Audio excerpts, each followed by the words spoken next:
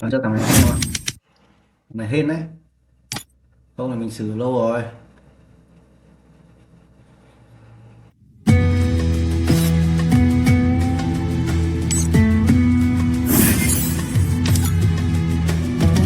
Còn tên này cũng khá khá tiền của mình đấy. Ok.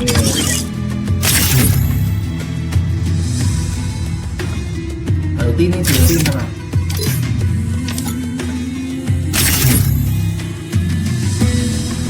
Tin rồi hay. Tim sợ.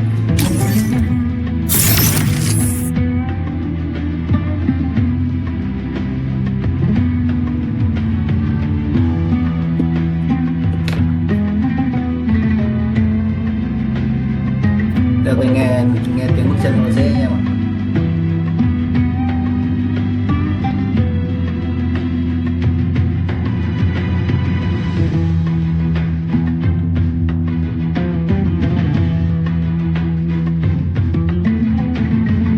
Rồi.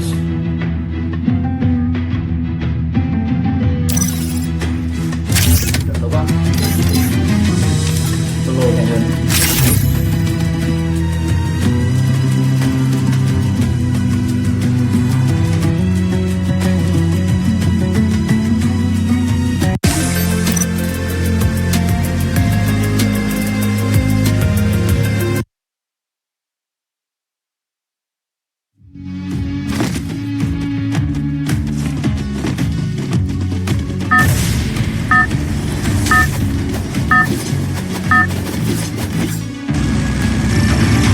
Battle Royale. Battle in style.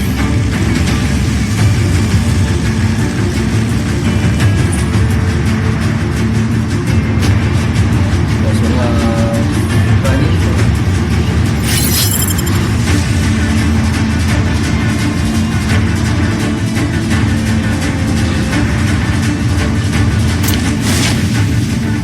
Đây là đây là số đông thế.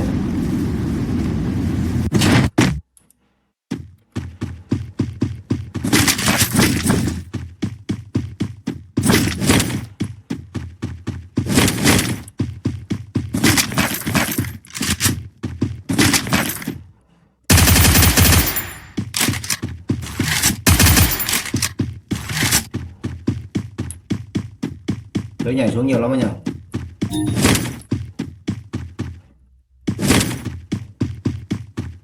Nhảy xuống có ba lô ba luôn, không biết nhặt khi nào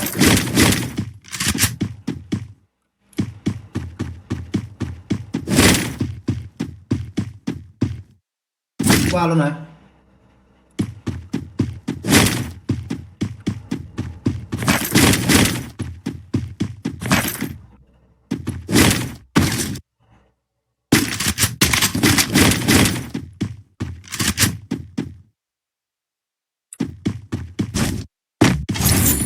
Đấy nhảy xuống ba thằng bây giờ mấy thằng này vô lý.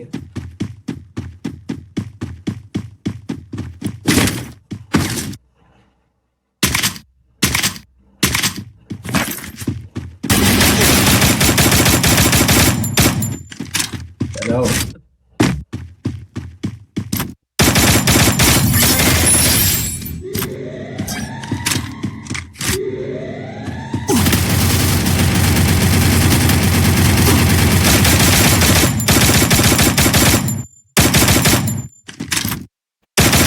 Double tự kill. nhiên.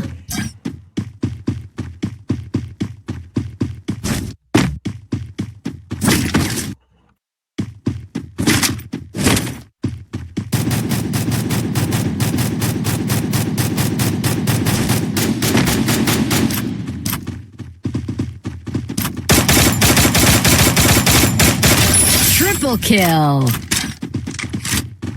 Tipper bắt đầu tipper.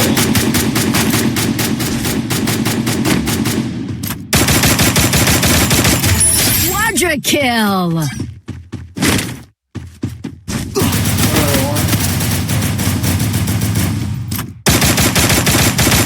Dominating.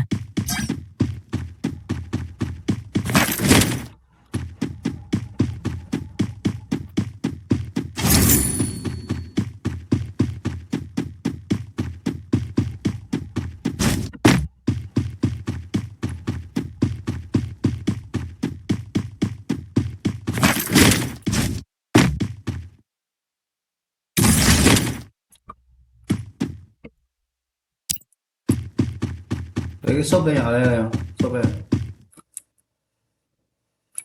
xốp đây.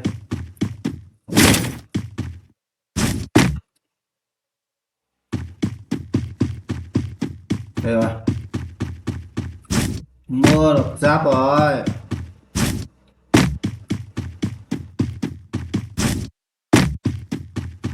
Giáp rồi.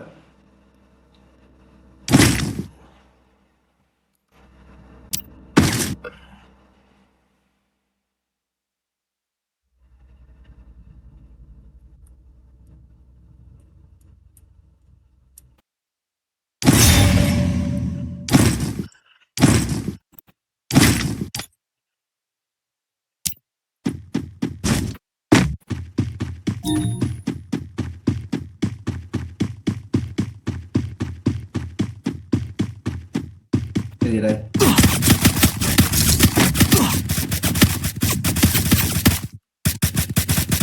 Rồi rồi.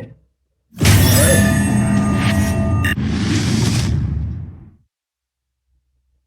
Cày đấy.